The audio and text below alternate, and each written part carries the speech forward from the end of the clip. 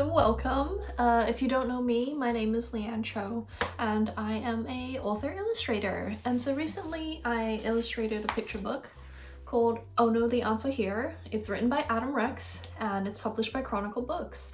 And so when I was working on this book, I actually filmed a lot of time-lapse videos and process videos, and I thought I would walk you through the process of creating a page from this book. And so this book is painted with watercolor and colored pencils, all traditionally.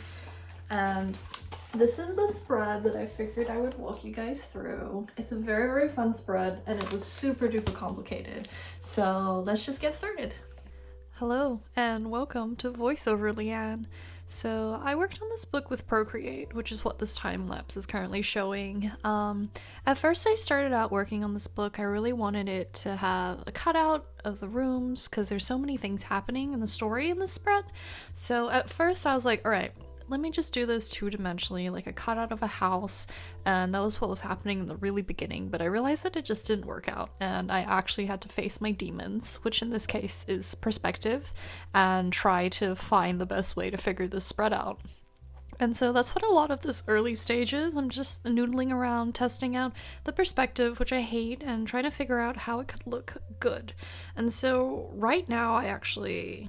Here in this video, I figured that I would try using the perspective tool that comes with Procreate, and I tried to do that, and then I realized that it looks really, really weird, and it just wasn't portraying the feeling that I wanted from this. So as you're gonna see in a moment, I decided to ditch that and just improvise and go with my original sketch, which was just sort of perspective from my brain, which unfortunately is not true to real life and probably wouldn't work and would be extremely lopsided in real life. But because this is a picture book, it honestly doesn't matter if the perspective is off, and as long as you can tell what's happening, it's fine.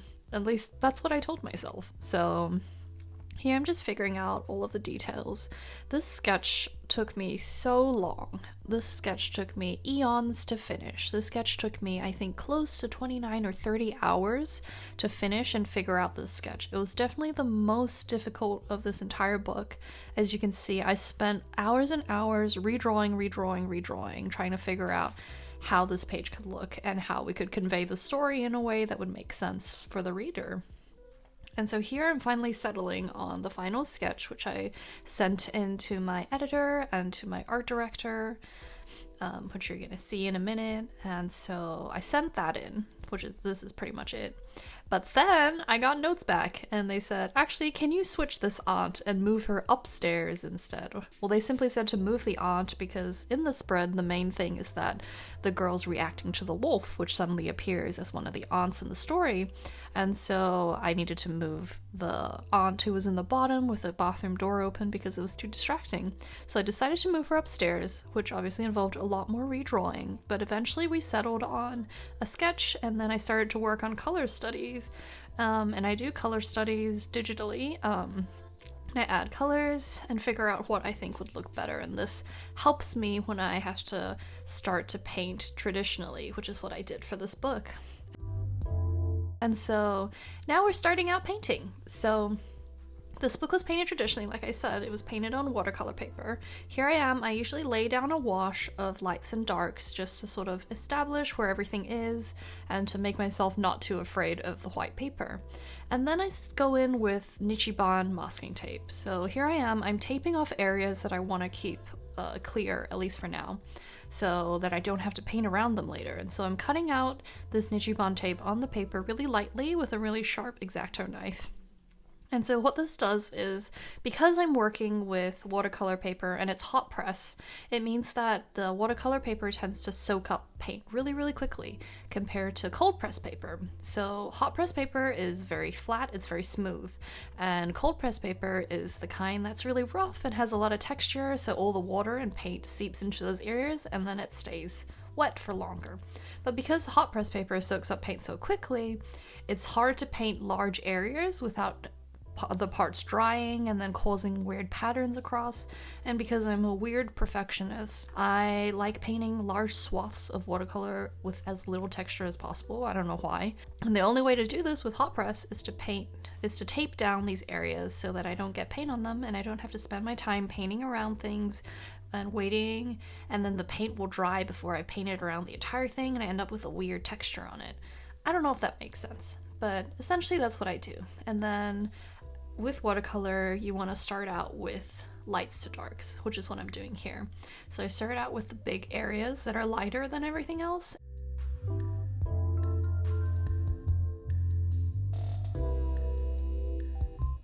And now I'm starting to go in with some other colors, some more details, and areas for this painting that I want to pop a bit more, and then slowly moving towards darker and darker colors.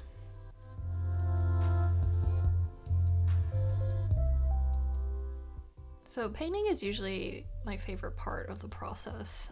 I've spent so much time sketching, so much time figuring out characters, development, and going back and forth on notes, and then when it comes time for painting, finally I can just sit down, I can just enjoy myself, and I don't have to worry about where a character is gonna go, what color I'm gonna use. It's just easy, breezy, beautiful.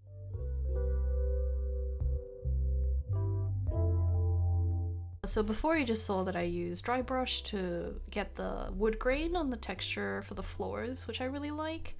Now I'm just going in with more details. I'm painting with a Chinese calligraphy brush, which I'm really fond of because I feel like Chinese calligraphy brushes are cheaper than the typical expensive sable watercolor brushes.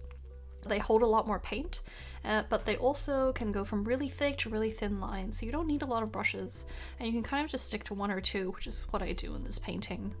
So now I'm cutting around this tablecloth, and because I want to paint this like brushy, paintery look on it, and I honestly didn't need to cut this out at all. I was just being a little masochist, and for some reason I like punishing myself. I could have just painted around that. So now it's working on darks and adding darks into this painting. So these chairs are really dark, so that's why I didn't bother painting around the chairs when I was doing the floor, because the dark blue is so dark, it doesn't matter if there is brown underneath. It wouldn't really read as brown in any way once I got all the blues on.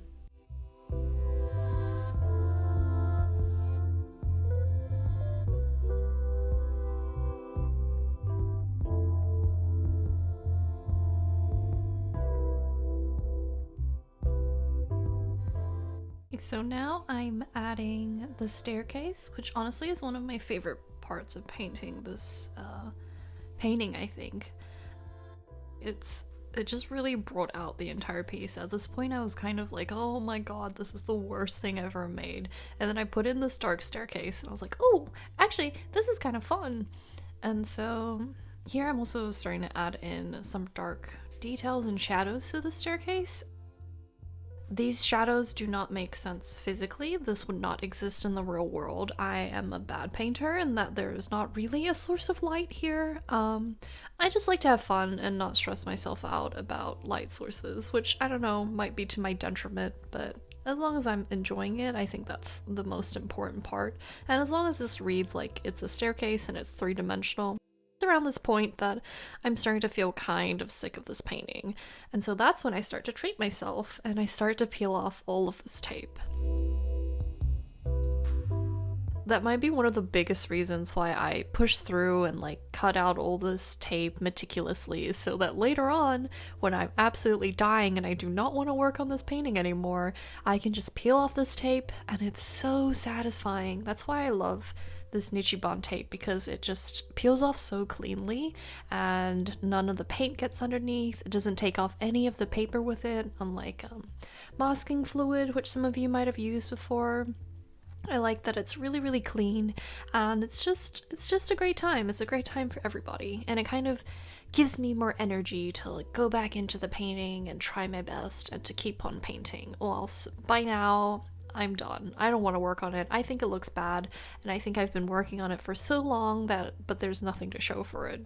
And so peeling off the tape gives me new areas to work on, and so now I'm going in with gouache for these main characters. And all my previous books I had actually worked on just purely watercolor, except for my first book, which was digital.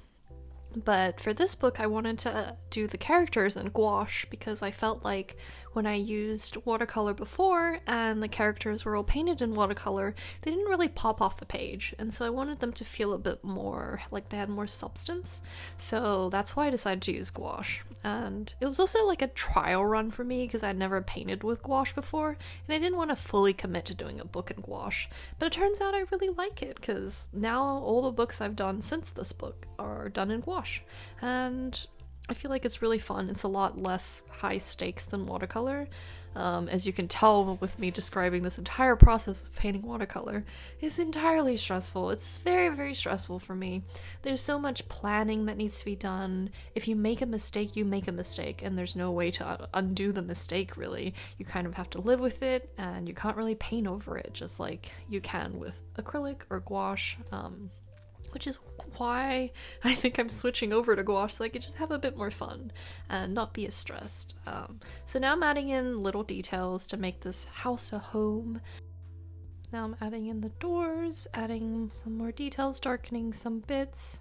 I realized I painted part of that door too dark, so I blobbed it with some paper towels before it dried.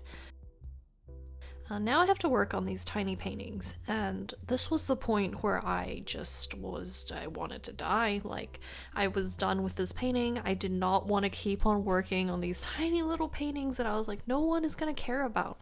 And so it took so much of my willpower to make myself paint out these terrible tiny paintings, and in the end they don't even look that good.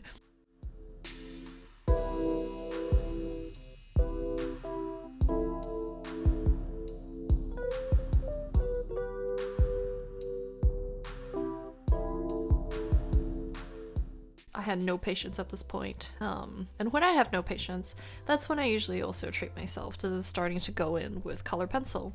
So the art in this book was made with color pencil as well. Because I'm not the neatest painter, I like to go in and finish off my works with color pencil. I just like that it gives some texture and I can do details easier, and it just brings some personality to the painting. So when I am feeling really like I'm having a rough time, then I go in with color pencil to really bring out the faces of these characters, and it isn't until I start using color pencil on a painting that I actually start to feel okay about it and start to feel a bit more assured that this painting is gonna turn out and it's gonna be okay. I didn't mess up, and this isn't the worst thing I've ever made, and this book might actually make it out okay. So it's a lot of fun because then characters can really come to life, because before I only see them in sketches, and it's kind of different when you just see them in sketches versus when they're finally painted and finished and they have little rosy cheeks, or they have all their hair and the textures of their hair and the textures of their clothes. So this is definitely the most gratifying part, because up until now I pretty much think that this painting is garbage. I've realized that with all of my paintings that I've ever done, pretty much 80% or 90% of it I spend wondering whether or not I made a mistake and this is just not going to turn out. And it's pretty much only the last 5% or 10% and the beginning 5% or 10% that I really think that, oh, this painting is great. And it's only near the very end that I'm like, okay, it's coming together, it's okay. And all this work I did was not for nothing. And it's adding these like little bits and bobs that I just love. And so yeah, we're nearing towards the end of the painting now. Just adding little textures. I kind of don't want to let it go, you know, I kind of want to still play around and add little shading bits, but unfortunately, the painting does have to end, and you do have to know when to stop. And so I'm about to stop soon. And so after all of that work, here's how it came out of the book. So here's the final spread, and honestly, I'm really happy with the way it came out. There was a time where I kind of hated the artwork in this book, but that tends to happen with everything I work on. But I'm proud of this one, and I think it came out really cute, and it's definitely my favorite spread.